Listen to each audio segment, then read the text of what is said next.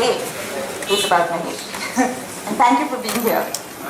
I think we all know Mahesh. He doesn't need much of an introduction. I am only going to say that he's one of the foremost playwrights in English of Indian theatre, and sort of one of the first people to claim English as an Indian language. And I've been, I'm sure as all of you have seen so many of his plays, whether it's Tara or Final Solutions or Dance Like a Man. And I think what sort of struck me about them is how he talks about issues that most of this country prefers to just shove under the carpet. And he just unearths them. And because he does it in English, he allows a whole new audience to be participating in that discourse, I think. So, we're delighted that you're here to talk about what keeps you writing and and about your play. So thank you.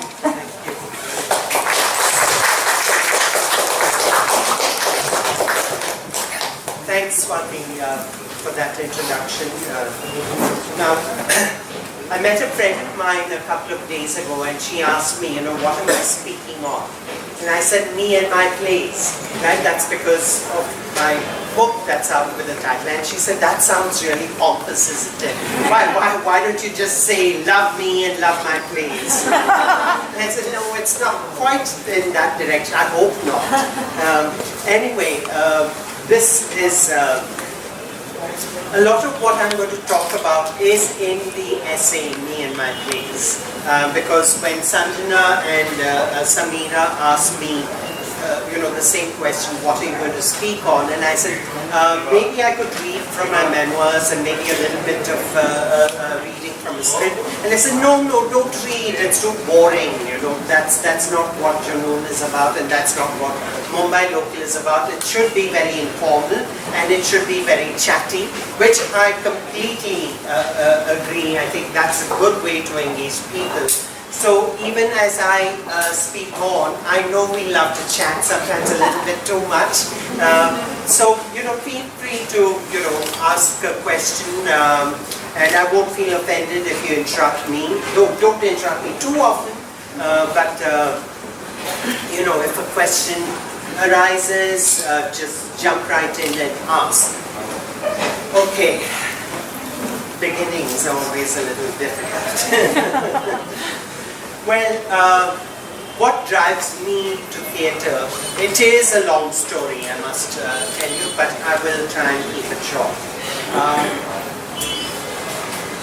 I was born in Bangalore, and so I've seen the city from the 60s, 70s, 80s, 90s, and early 2000s as well. So, pretty much for about 45 years of my life, I lived in Bangalore. And my parents were from Gujarat.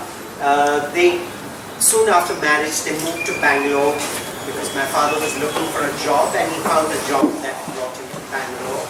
And they liked the climate, they liked the people, and so they decided to settle there. So my sisters and I, we were born in Bangalore. Now, I come from a middle-class Gujarati business-oriented family that moved to Bangalore.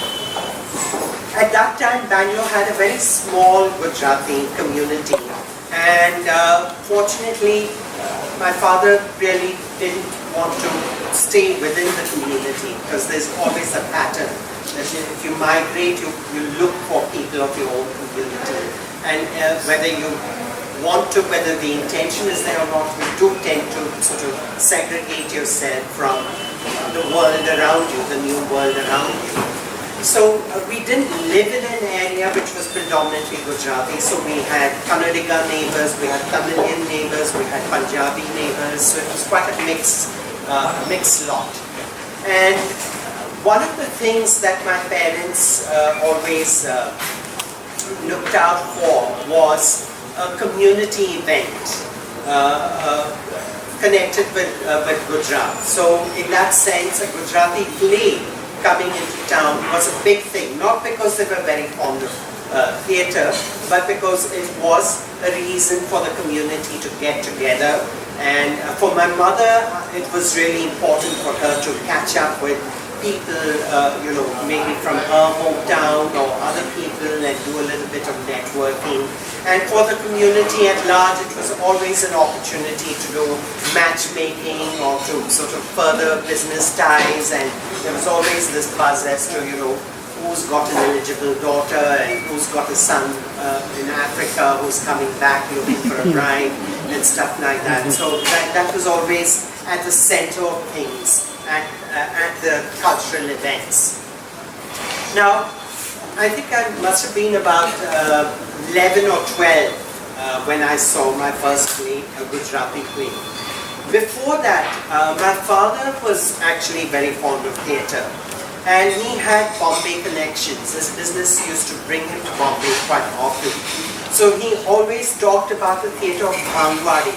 I don't know how many of you know where Bhangwadi is or was. You know Bhangwadi, of course. You know Bhangwadi. Yeah. This was, as the name suggests, it was the den of inequity, like the opium bazaar. And very fittingly, the Gujarati theatre, the theatre that performed Gujarati plays was right in the midst of this Bhangwadi.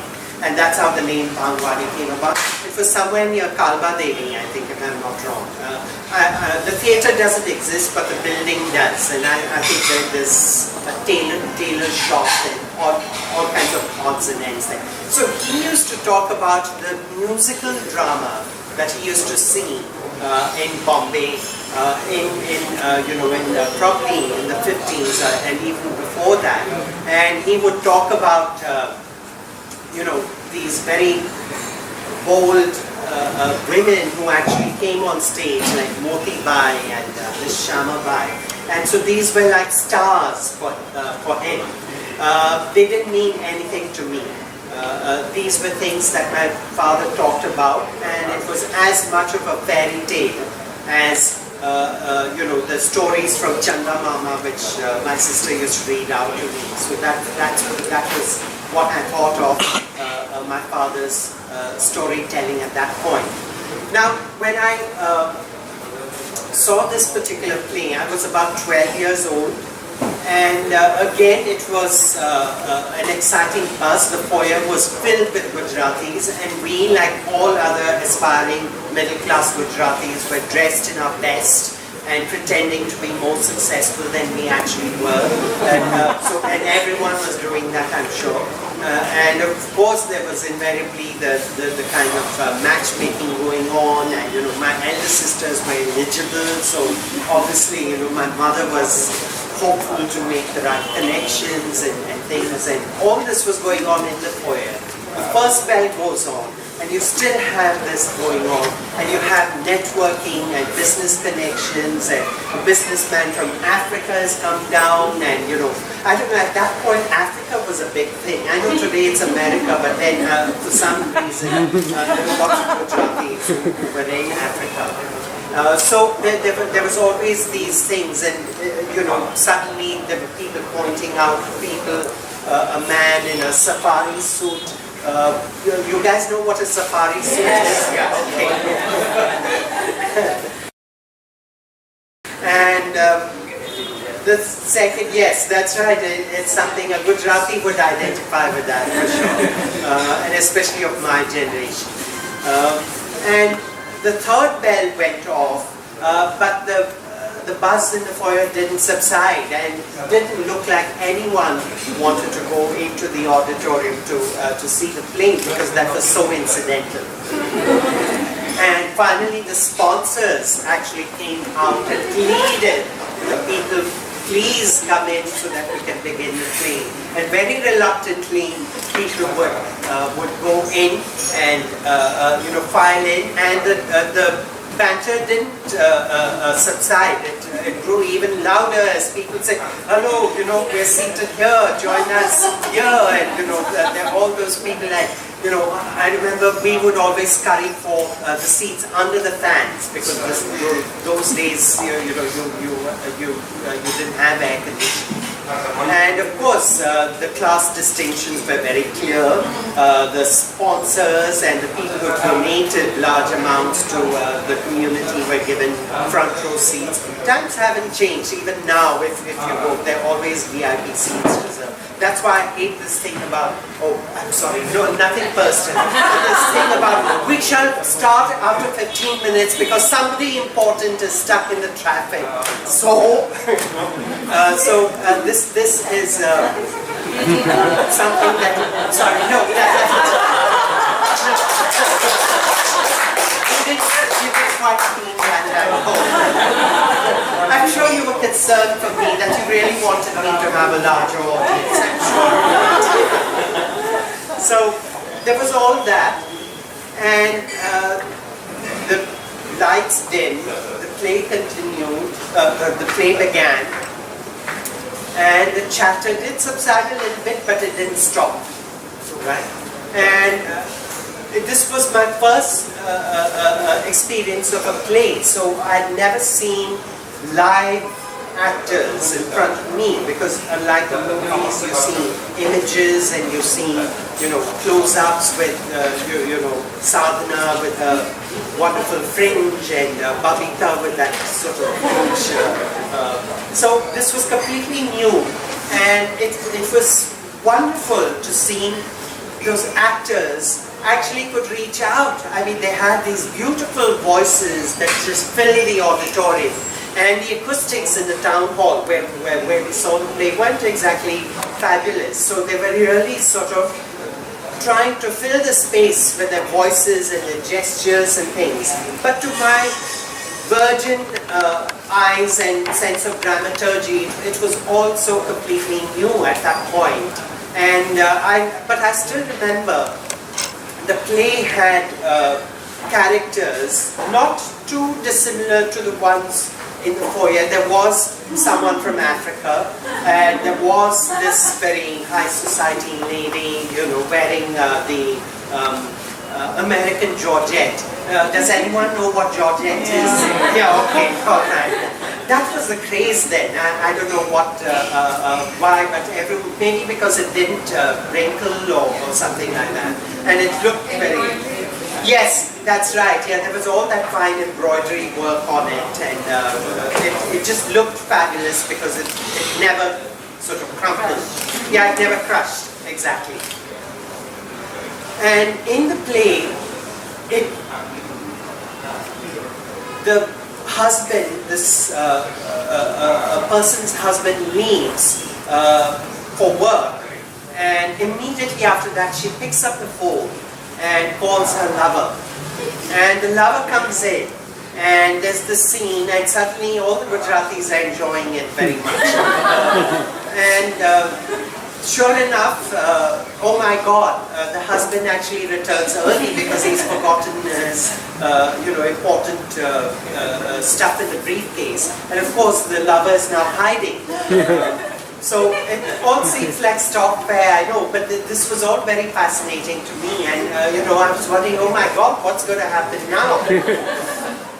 And very soon the lover is discovered, but the husband decides to have this conversation, but he pulls out a gun. Right? Now, but he's treating it very lightly, and he places the gun on the table.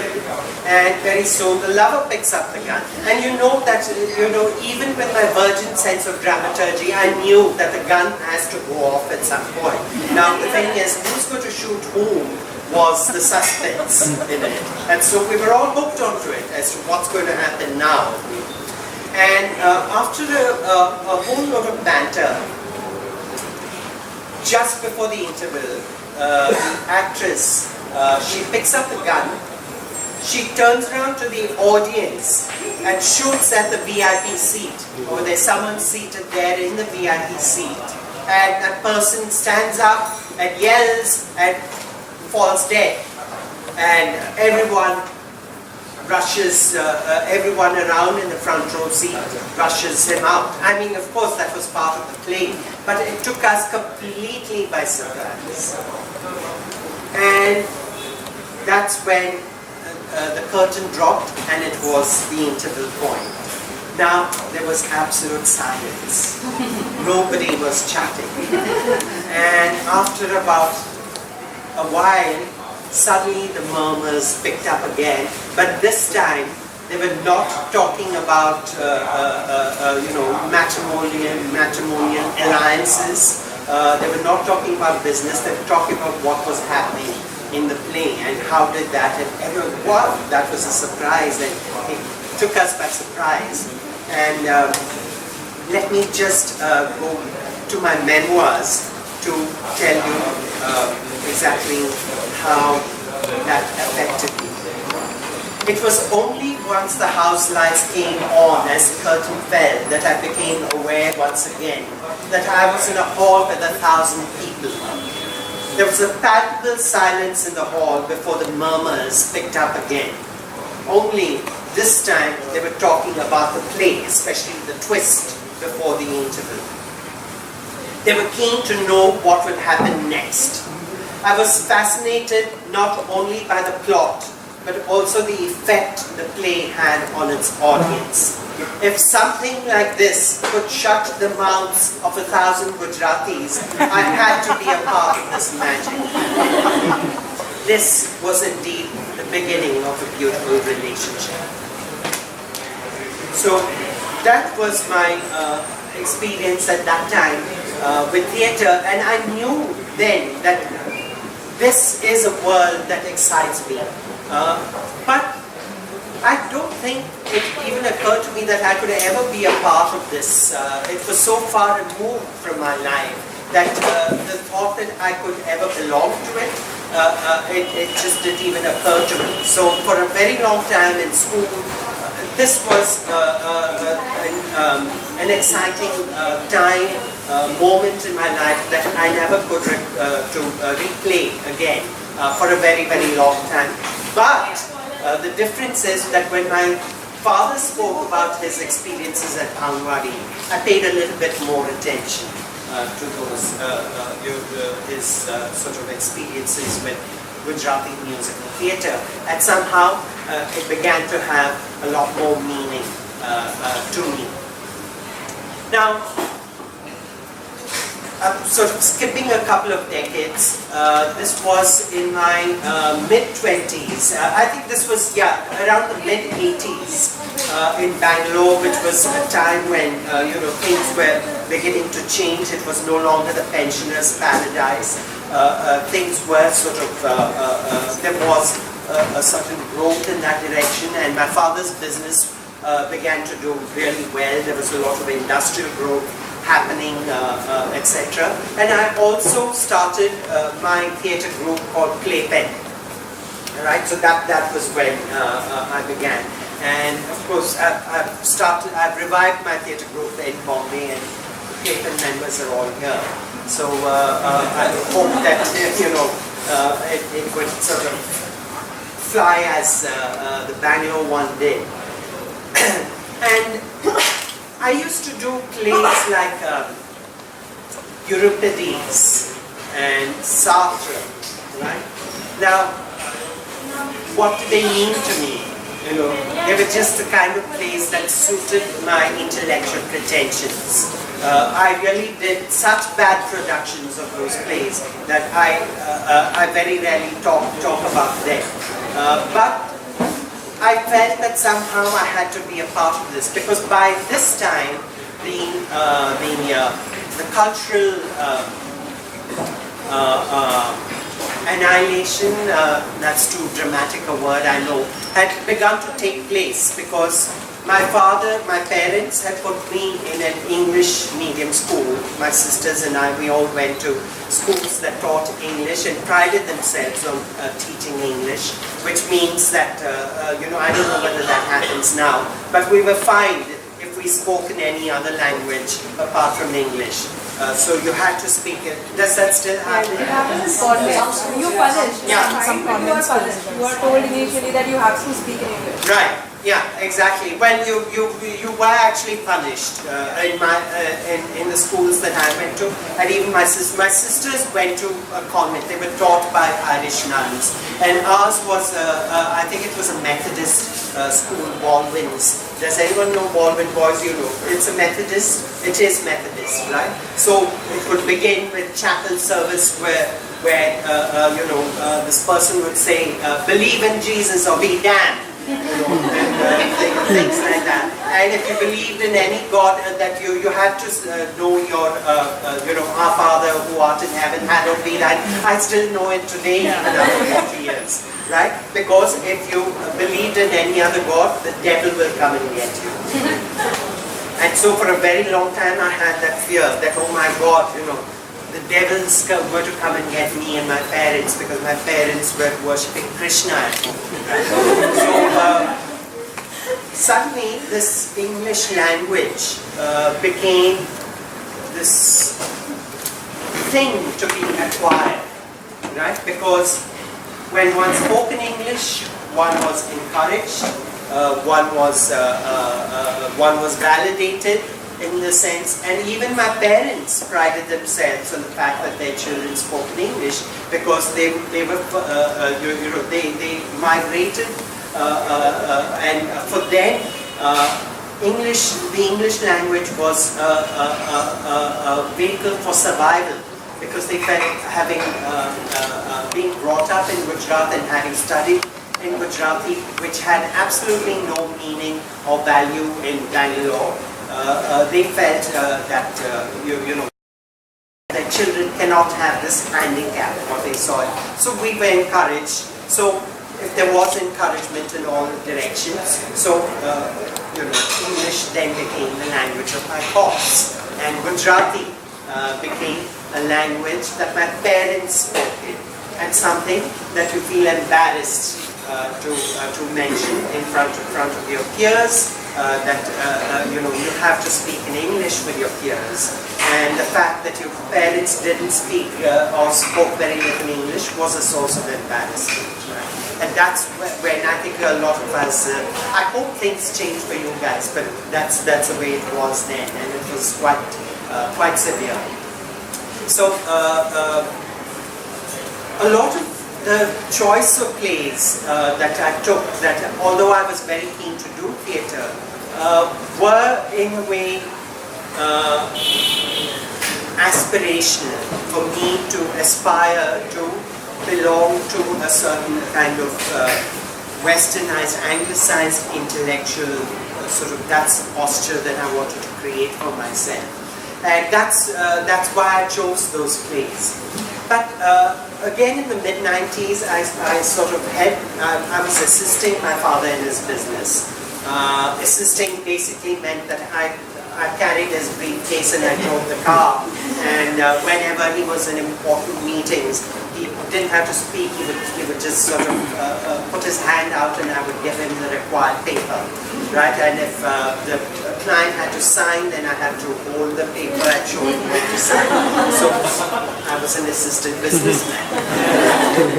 So, but at the same time, that's when I actually began Playpen, because that was another side of it. So now I had this sort of business community, middle class, wanting to be upper middle class, and we were getting there because my father's business was doing well by then. And then there was this other side of me, doing theatre, and sort of moving around with people who were quite different from my own cultural background. So, because of my father's work, it brought me to Bombay quite often. And I remember seeing a Hindi play at Prithvi Theatre, in fact. And what really interested me was that the play and the audience were actually one. There was something that connected the two in a way that I could see didn't exist in the kind of theatre I was doing. This was like, for instance, there was this scene which had a great impact, emotional impact, and there was I remember the actress had this very dramatic monologue, and at the end of it there was applause and people were saying wah wah, and they were really with it. There were so many lines which they could completely relate to. And it made so much sense to them. And I realized that this doesn't happen in my theatre. That none of my audiences, there's always a polite applause at the end. But there's nothing that moves them, nothing that takes them, on the edge of their seat, or wanting to sort of connect with what was going on in that very immediate fashion. And then it struck me that the kind of theatre that I was doing was pointless, not only to me but to my audience. And again, having my sort of Methodist school background, I wasn't writers like Karnad or Kambar or Tendulkar or El Kunchwar, they didn't exist. I'd never heard of them.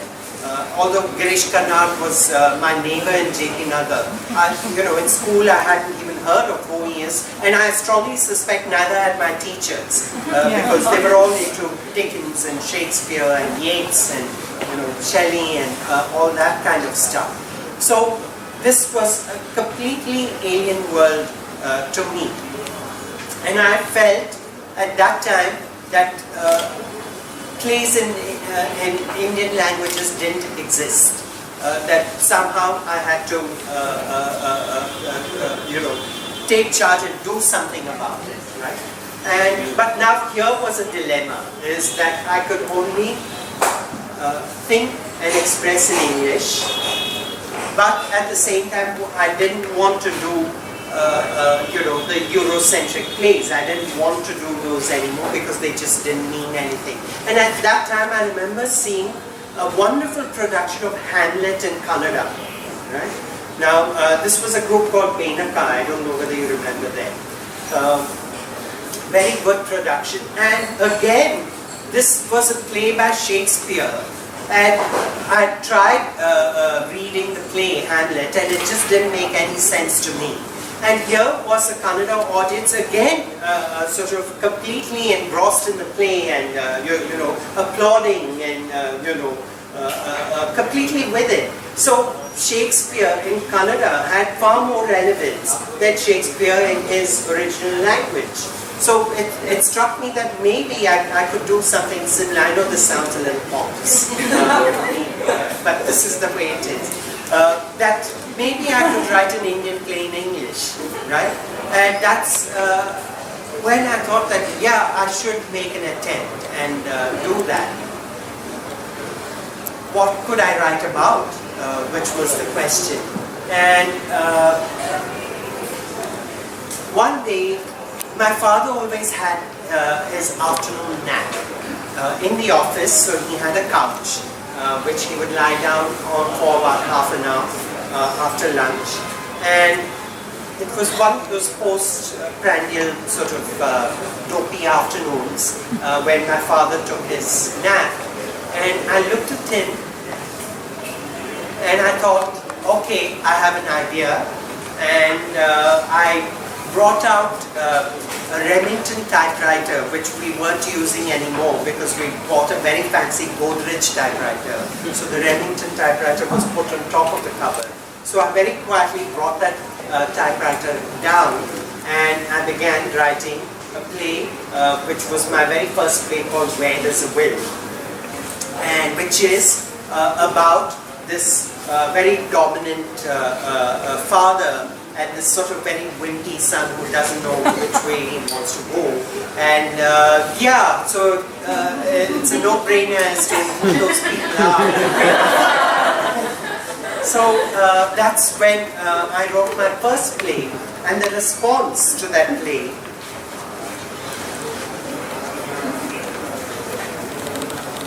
was received with laughter, laughter, laughter. The laughter of identification that I had craved for. I was elated when people came backstage in huge numbers, maybe I'm exaggerating, congratulating me for writing something they could identify with, right? Now, I'm not saying it was a brilliant play or it is a brilliant play. Maybe others say it, but I won't say it. But they identified with it. they felt that's my father on stage, or that's me on stage, or that's exactly the way my father talks when he doesn't get his food on time and stuff like that. Right? They were all too tired of the fake accents on stage and the posturing that went on in the name of theatre in English. It looked like I'd unwittingly pointed out that the emperor had no clothes. Now, even the audiences began to openly acknowledge their dissatisfaction with theatre that did not speak to them. To me, there was no looking back. Years later, when I did The Tempest with the English director Michael Walling, Caliban's line, "You taught me language and my profit on it is I know how to curse," found a resonance with me. I had indeed discovered the language called Indian English, and I was ready now to make my indictments on my society. So that was where I got that, pardon the expression, that, to hell with you. I mean, that's not the word I had in my mind, but I'll stick to that. To hell with you. I've got something, and I'm going to continue. Now, at this time, I had another passion, which was dance. Again, it had something to do with my search. I mean, I could say it was a search for identity now at 55. I really am 55. I'm not 16 saying I'm 55. And where was I? Yes, exactly. That I'd seen Sonal Mansingh perform. Now, this was through a mutual theatre friend of ours, whose parents were dance gurus, and I hadn't realized how famous they were. Then I just thought of them as oddities, sort of doing Bharatanatyam. That's the kind of stuff Hindi movies sort of made fun of. And they invited me to their small space. The dance stage was probably about this much, and there was an audience about 20 or 30 people, and I was there. And I was completely mesmerized by Sonal Mansingh's performance. And she did, actually it was a let den kind of thing. So she was doing the Ashtapadi, some of the Ashtapadis of Jayadeva. So she was explaining the situation, very dramatic, very sophisticated in sensuality and everything.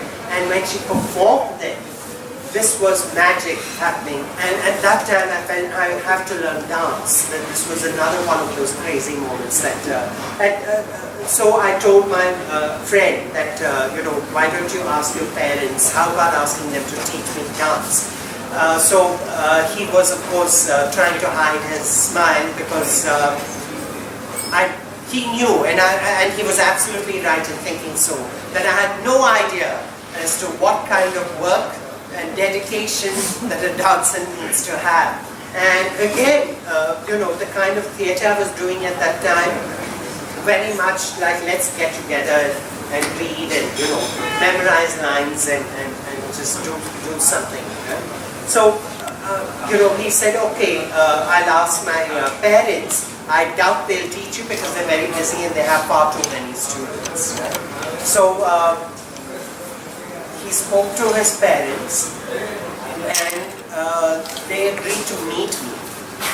So I went there and sat in on a class, and I could see, and there were all these sort of, I was probably around 26 or something, which is really over the hill to start learning classical dance. And there were all these 10-year-olds and 12-year-olds, perfect posture, perfect sort of turnout and everything. And I still wanted to learn. And I told them, can you please teach me? And they said, okay, why don't you do this basic step? And if you can do it, we'll teach you. At that time I didn't realize it, but that was actually a trap because they knew I wouldn't be able to do it. I had to show them. So they gave me the first posture. My thighs were burning. Yes, the Aramandi, it's just excruciating. And you know, for someone in their mid-20s, it's very difficult to do it. And then the first thing they asked me to do was Mandi to hold my hand and hop around. So you're sitting like this and you're hopping around, you know, right down. And that was, you know, crippled me. Like I just fell and I just looked at them and said, can we start with something simple? And I didn't say it, of course. And then they taught me the first, the taya thing. I wanted to continue, and I think somewhere my determination sort of showed, and they actually took me on, which was something quite rare. They would never take on a student like me. And so that was another journey, which I shall tell you how it ended, well, not ended, but how it panned out. The 6 years I spent learning dance from them were my most formative years, both as a human being and as an artist. My gurus could not make a dancer out of me, but they gave me the sense of discipline that set me apart from other theatre practitioners of my time. They put me in touch with the richness of a classical tradition. I developed a greater spatial temporal awareness. Basically, it opened my mind to all the tools needed for a dramatist, from the bhavas and rasas to precision and rhythm on stage. I learned all this from them. Even today, I go back to the basics of my dance training to further my understanding of theatre. The period also gave me something very, very precious. I wrote my play, Dance Like a Man, out of my experience as an aspiring male dancer, largely inspired by my gurus, though the play is not a biography at all, it's fiction. The play went on to become the biggest success of my career to date. So we do have a small clip. It's actually a promo, but it's a version of, it's Lilette Dubé's production of Dance Like a Man, which celebrated its 500 show a couple of months ago. My parents used, almost 40 years old. Yes, we know like English. We graduate in English, also. Kindly give me a name, please. And they're anxious to know who their lovely So, Amma, what do you think of him? We aren't thinking of him. Our daughter's going to give a performance that will make her career, and she won't have a mridangam playing. Because she's talented and she can become famous. And that will make all that we have been through worth something. Yes. What did you think of Vishwas? Huh? Oh. People like to praise her. She has every reason to be happy.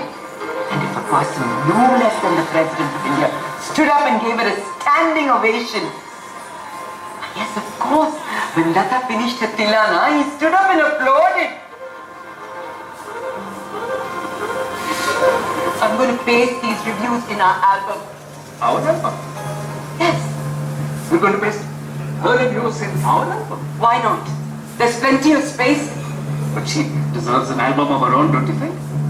We don't have another album in the house. Well, then it's about time we got one.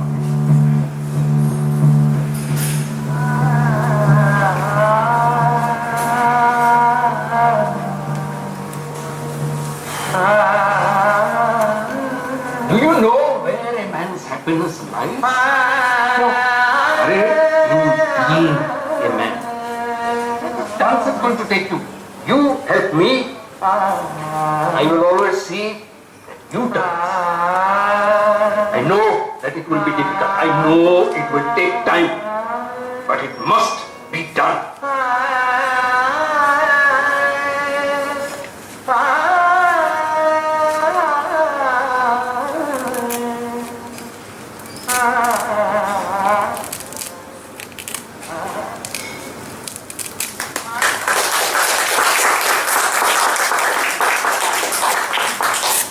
You've seen Lilette Dubé's production. You've seen it, and you. Oh, good. Yeah.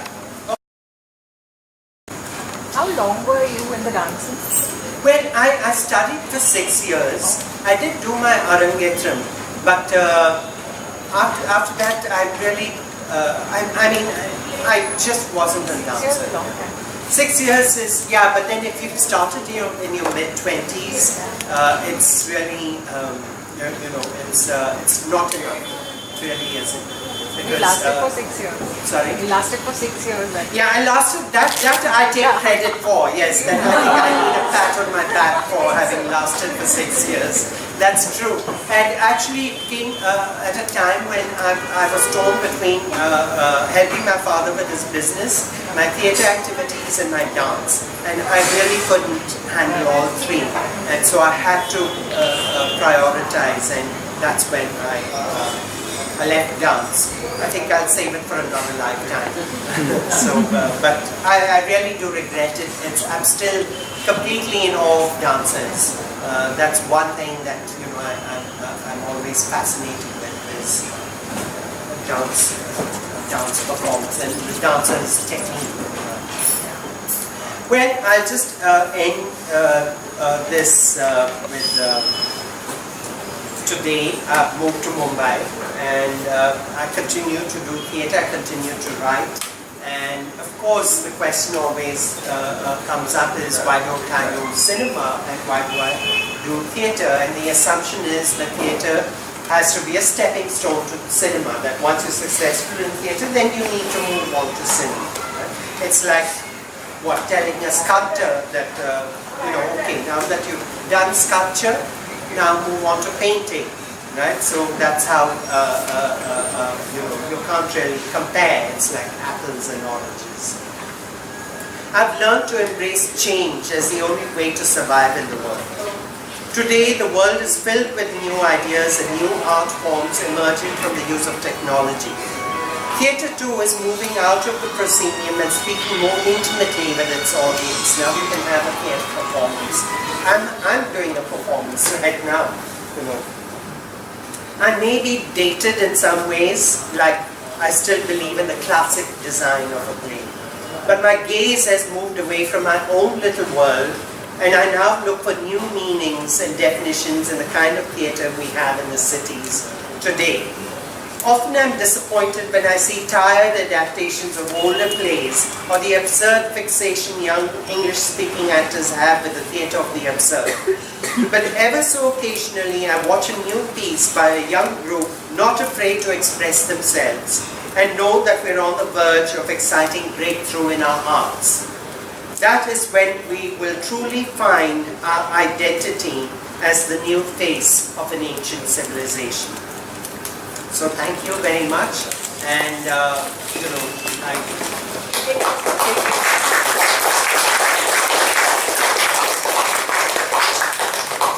So Mahesh will take questions.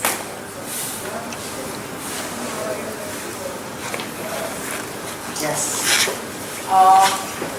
One question which I always thought about. I've had the privilege of working with you also. You've also a great director, and all of us see play can relate to that. I can also. What is that? I know there are a lot of things, but if you have to pinpoint the one most important requisite for an actor to be a better one, what would that be? Well, I would say it's listening. That I think it's very, very hard, and it's such a simple thing. And listening with your ears, of course, that too. But listening, meaning using all your sensory receptors. Just as music, you can't be a musician if you don't listen. If you can't listen to music and tonal variations and things. Why is it that people who can't say are tone deaf? Right? So it's the same thing with actors, that sometimes bad actors are usually deaf actors, and when I say deaf, is that they've shut themselves off sensorily. So it's such, especially in the theatre, it's such a present moment kind of thing, that it's a temporal medium. What's happening in the present moment should be the most important thing happening on stage. And that can only happen if the actor is truly listening to, his co-actors, to, the silence around him, to the movement around him, to the stillness around him, and from there a truthful response will emerge. And I think that's a very important tool for an actor. Srinath is wonderful because I mailed him today and I said, nobody's going to ask questions, so you better have a question. Thank you. So, we have questions. Oh, you do have questions, okay. I'm sure we all have. I'm just mulling over what you asked. Okay. So I have a question. Yeah. So you write your plays and then you have your own theatre group. Tell us a little bit about that process of, the first idea to actually see, particularly in an actor's hand. Well, with my theatre group, I usually work with new playwrights and their ideas. And we're in the process of actually working with improvisations. When the actors come up with ideas and then we develop it through the process. And to me, I find that creatively very nourishing. It sort of nourishes me very much as a creative person myself. When I see actors very stimulated and charged to do things. So Playpen, that's the name of my group, and I know it's a clever and probably a bad pun, but the idea of play and penning sort of put together, and of course the Playpen, the child's arena, which is also the actor's arena that you play within that arena. So the group is focused on new works, right? Not necessarily mine.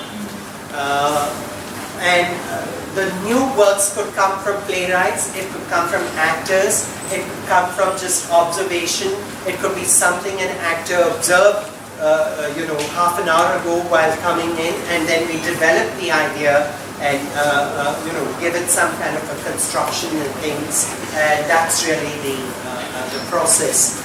It's more focused on the process, not so much on the product. Because again, I've noticed that Bombay, much as I love the city and it's my home, tends to be productive but not creative. Because to be creative, you require a certain space. Not just, of course you require a space like this as well, but in terms of, mentally and in terms of your social interactions, we're constantly, okay, what's next? From now, where are we going? Oh, we have to meet someone at CCD, it's going on for too long, let's go. So how many of you are thinking, when am I getting out of here? Well, you are. Okay. Oh, you have a question. You talked a lot about how plays do not make connections with the audiences that they may be written in the language of or the culture of, and about how people trying to put on plays, Shakespeare, whatever it might be, Beckett, and it not transcending to another culture. Do you have experience of your plays being performed outside India, and what was the reception, and did you feel there was that connection that you were aiming for as a writer? Well, there was a connection, although not what I expected. For example, I remember the very first production of mine, which when even Dance Like a Man has performed in the UK and in the US and Australia and other Asian countries as well. That the response always surprises me because, like for example, the New York Times critic said that there's nothing unfamiliar about this to American audiences, right? And to me, that came as a shock, And I was saying, oh, this is too exotic, or it'll be let's appeal to their exotic, needs and whatnot. And I thought maybe it'll work in that direction. But it's really surprising that ultimately what theatre, and I think this is the magic of the theatre, is that, no matter how, maybe because so, that a play is so specific in its location, in its time and place, and at the same time, when you're truthful to that time and place, you're talking about universal and timeless experiences and conditions of humanity.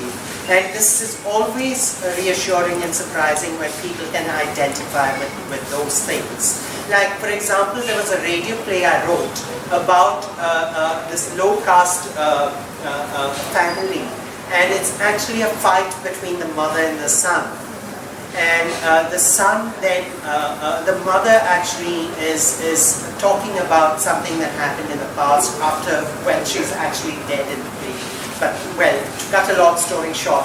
And in the feedback session at the, I think it was the Young Vic, we had a small reading in a tiny space like this.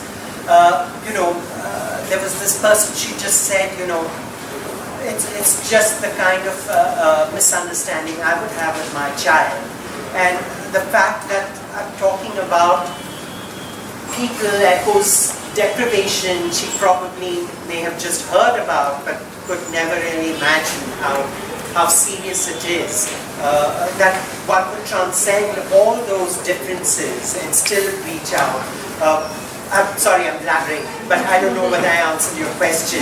That I think it's the human condition, and that's the magic of theatre, isn't it? That it can reach out to different cultures in that sense. I think we have time for maybe 2 more questions. Oh, did I speak so long? No, we just I want to make sure you also have time to sign up. Ah, yes, don't forget that. Your play is now moving to scribe as study texts.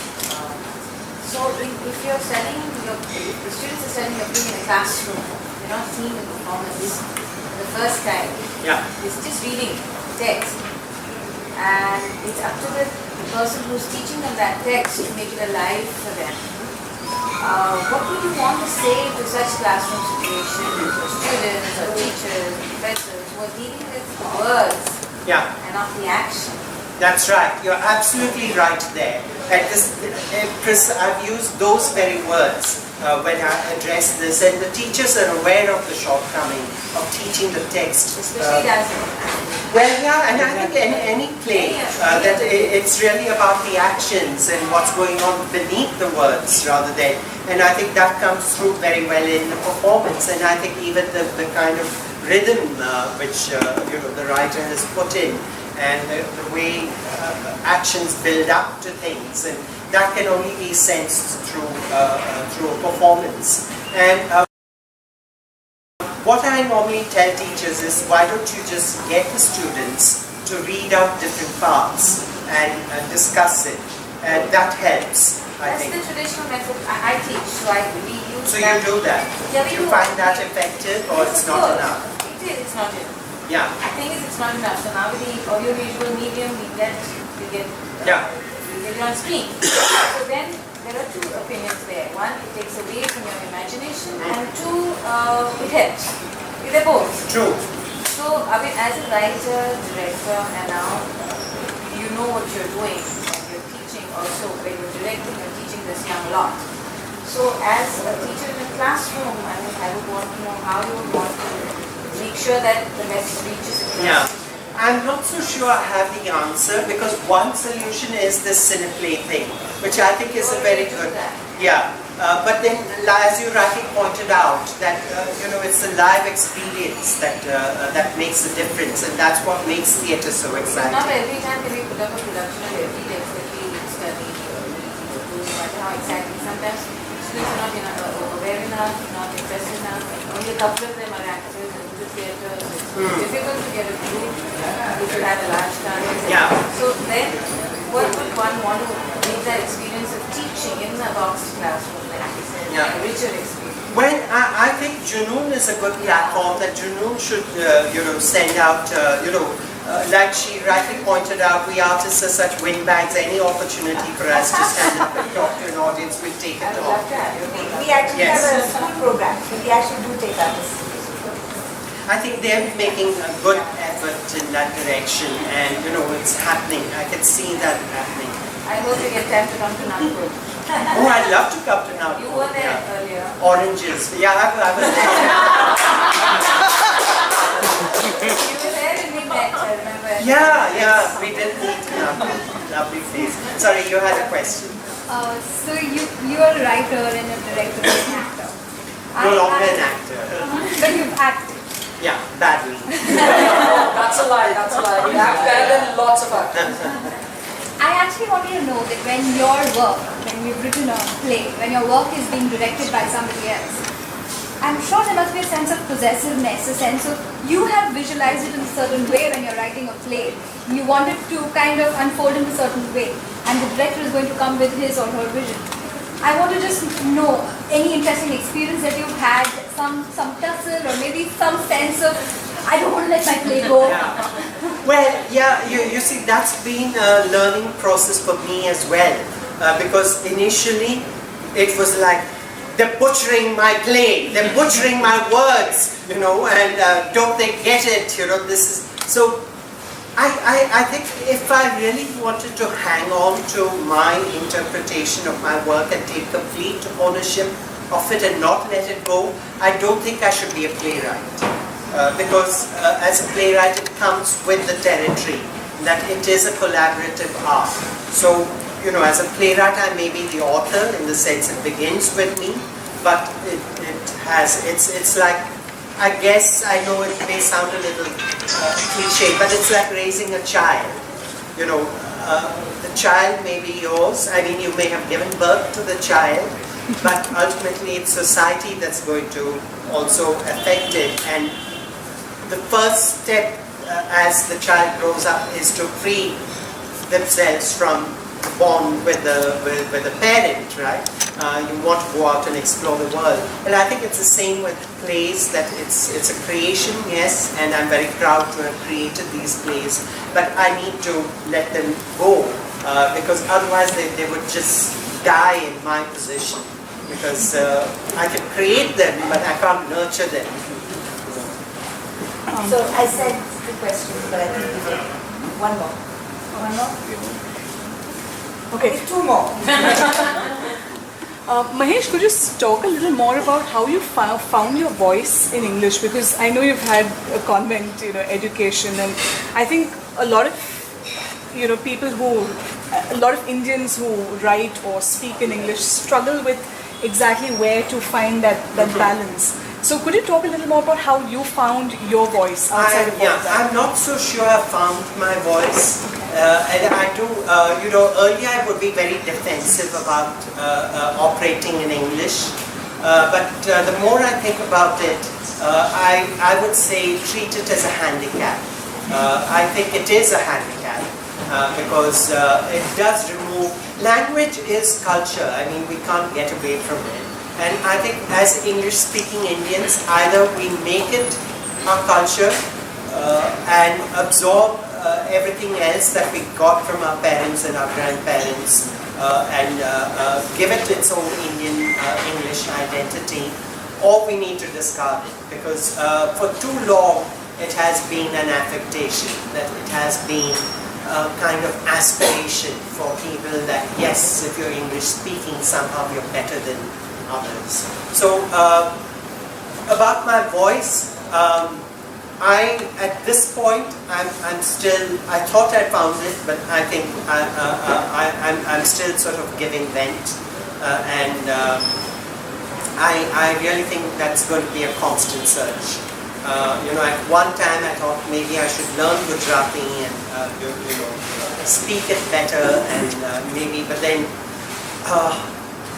when I think it's going to take me 10, 12 years, I might be dead by the time I feel I'm ready to write in Gujarati. No, I plan to live to be 100. Who knows? I don't know. I really don't know. Yes. Guys, so one more question, and then we really have to be respectful of the staff here. Oh my God, they're waiting for us. No. Very patient. They have. Okay. Go on. So are you going to pay them overtime? Yes, partners. Oh, that's clever. Go on. Yes. Very close to what she asked. You spoke about how you found your own language in your craft. So for us people who are just starting, what advice would you give us as actors, writers, directors? Yeah. How to find our own language in the craft? Yeah, that's a very good question. How do you find your language? You know what? I think keep searching. because I think the search will take you through journeys that you never even knew existed. Right? So whether you find it's like chasing the end of the rainbow. It's like alchemists. The journey will take you in different directions, and I really mean it. I'm not making light of it. That is the most important thing. If you ask me, looking back, I think there are things that I discovered that I would never even have known existed because of my search. And so I think for me, what keeps me alive and what keeps me young, at least I feel I'm young, is searching. And I think that is the most creative aspect of being an artist, is that once you feel you've found something, it's like a pause. Then you're not searching and you're not creating. So if you've found something, then search for something else.